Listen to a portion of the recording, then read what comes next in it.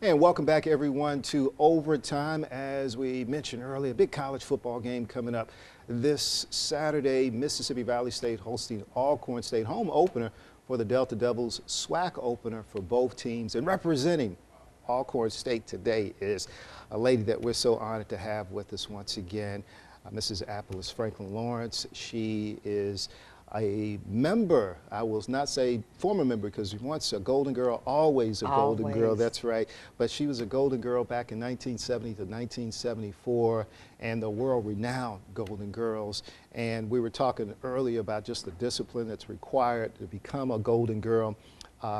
And during your time with the sisterhood, you said the original members actually trained you when you got there. So what was that like to have them take you under their wings?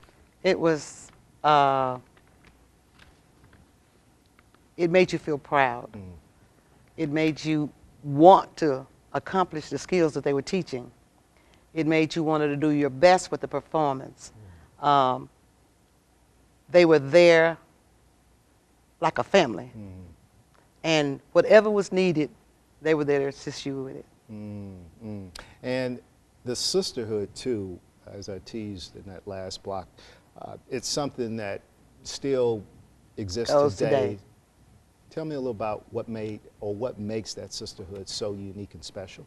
When you learn to accept others' ideas, when you share, when you ask questions for improvement, when you need that little helping hand to carry you through, they're right there to give you what you need.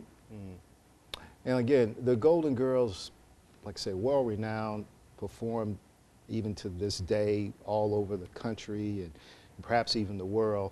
But what makes the Golden Girls so different than, say, the Satin Dolls of Mississippi Valley State or the Prince and Setters of Jackson State, the Sonic Boom there, and but when you look at just the overall scope of the Golden Girls, why do you think they're so different and we so unique? We strive for perfection in our dancing, in our twirling, in our marching. So well said, so well said. And obviously, a lot has changed. The choreography has changed, perhaps from when you first started. But how would you best describe the evolution of when you started in 1970 to where we are today in 2024 when you're talking about the Golden Girls? The moves are there. Okay, got you.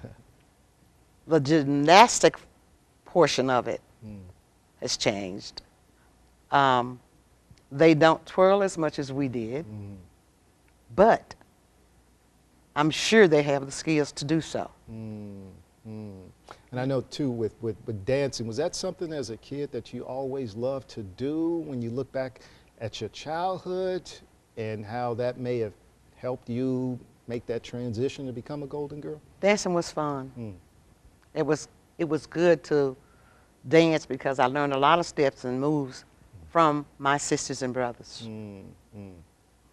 Well, I tell you what, we're going to take our last time out of Overtime, but when we return, we're going to have another young lady come on the set with us who some years after you, I guess you could say you inspired her in some regards because she was inspired to become a Golden Girl as well. And matter of fact, she's a co-worker of mine, and she's going to join us here on the set. We're going to chat with her as well as you about just how, as you mentioned too, how things have changed and things in some ways have not changed with the Golden Girls and perhaps even the future for the Golden Girls. We'll be right back with much more.